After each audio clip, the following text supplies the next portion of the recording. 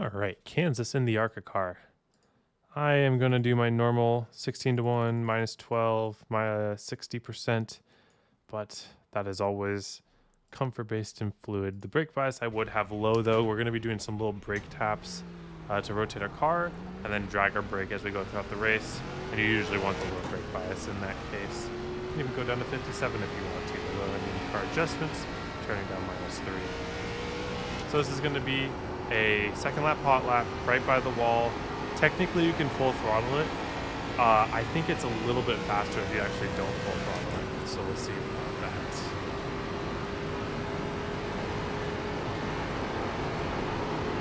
Just a little blip out, like to like 80%. Basically, what I'm trying to do is not slide my tires in the corner as much as possible, since there is no real way to do lap 1. So I just get the speed I'll show you here. But turn 1, little flip of the throttle, then it allows you just to grip up the entire corner there. You don't want to get kind of sideways at the beginning and scrub speed off. We're just doing what we can to avoid speed scrub off. Here it's the same exact thing. I'm going to do a little on entry, and then just try to go full throttle as early as I can. I scrubbed a little bit of speed there. You're going to naturally scrub more speed in 3 than 1, but it should be might be a little slow there because I think I scrubbed a little too much speed. And the track time might be a little bit different than these two. I think full throttling 1 and 2 is the play. And yeah, I don't feel any speed scrubbing right now, so it feels completely fine. Can definitely do that. And then I'm going to try to do less speed scrubbing here. A little flip of the throttle, then back into it. Get the car engaged, not scrubbing. So our run-up was a little bad because I think I over-scrubbed the entry of the corner, but our actual corners themselves were very clean. With a better run-up, that would usually have been a 0.8. But luckily, the things that we got to look at were all done completely fine. So yeah, I'll show you when I was talking about scrubbing. I definitely scrubbed too much right here. So you see how I'm in the corner and I'm too straight? So I had to use a little bit more wheel, and then I kind of disengaged the right rear, did all that sort of stuff. Just not good. You don't want to disengage the car and scrub speed. You can hear it too. Yeah, you can definitely hear it. So that's where I lost essentially all my time for the lap. So the run-up is just as important. But luckily for the actual lap, definitely can full throttle 1 and 2. See how you can't really hear my... Well, let me play without talking. But you're not going to be able to hear my tire.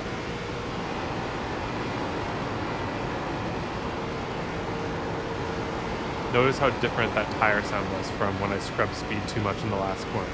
So that's how I knew that was completely fine. Couldn't take that much better. There's not too much method to the madness. It's really gripped up.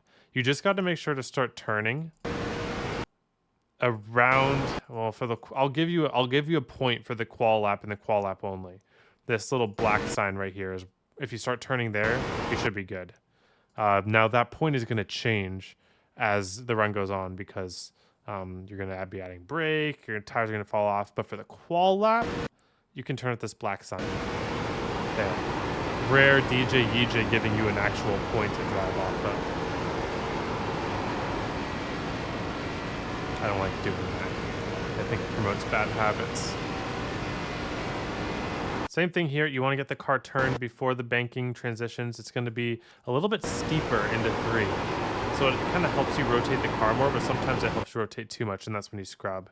So I'm just trying to get the car on a line and not going against the grain of the track. Like I'm really trying to stay completely engaged with the track by just letting the car exist where it is and not forcing it anywhere. Then I get it kind of back down to the bottom, and then let the car track out at the end. Just trying not to force the car to go anywhere. Because when you force the car to go somewhere, that's when you scrub the speed off. And again, little tiny lift of the throttle right as I'm turning, and then back in it when I'm in the corner. Nothing more than like 80%. You can probably full throttle it. I just feel like it's harder to engage the car the whole time when you do that.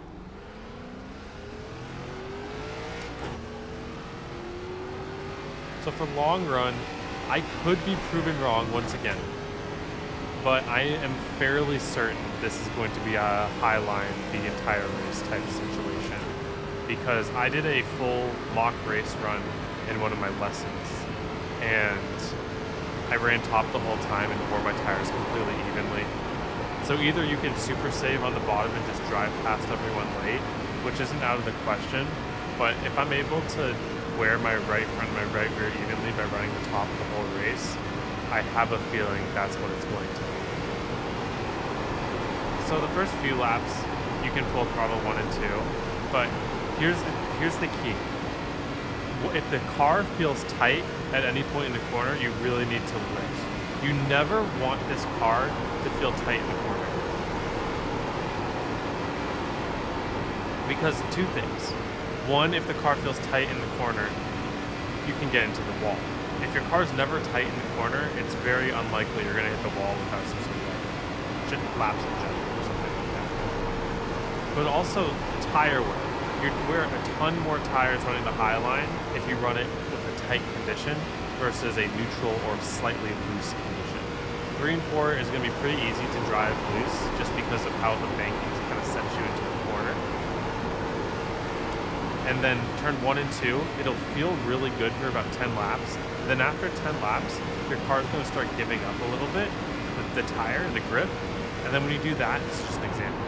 Just a little brake tap helps set you into the corner. Yes, you lose a lot of time with it, obviously. But you don't have that bad of a run because you still get back in the throttle early. Same thing with 3 and 4. A little bit of a brake tap to set your car in, and then you use the throttle, and if the throttle's getting you tight, then you know that you have to tap or drag for quality. So take a look at my steering wheel for this next corner. I want you to notice how I turn to the corner and then never add any more wheel. So a little tap. Just never adding the steering wheel. It can be completely straight for all I care. That's how you run that top line to where you're not wearing one tire more than the other. A little tap. Up. I got a little tight there, so I needed to tap for longer. I had to get myself out of that situation by using my steering wheel, and that caused me to wear a little bit more tire than I would have otherwise wanted to. So it's just balancing the idea that you want to be on the top to gain speed, but at the same time, you can't use too much steering wheel, unfortunately, with a lot of looseness. When you split the seams, it gets your car really loose, and that's not a good thing.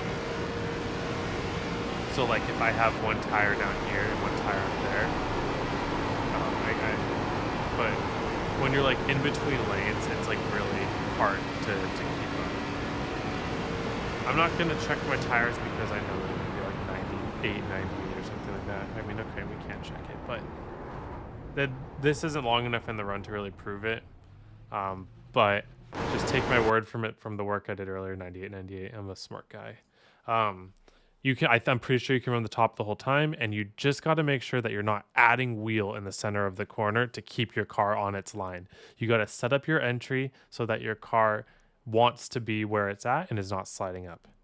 All right. Thank you all for watching. Hope you have a wonderful day. Hope to see you all on the track.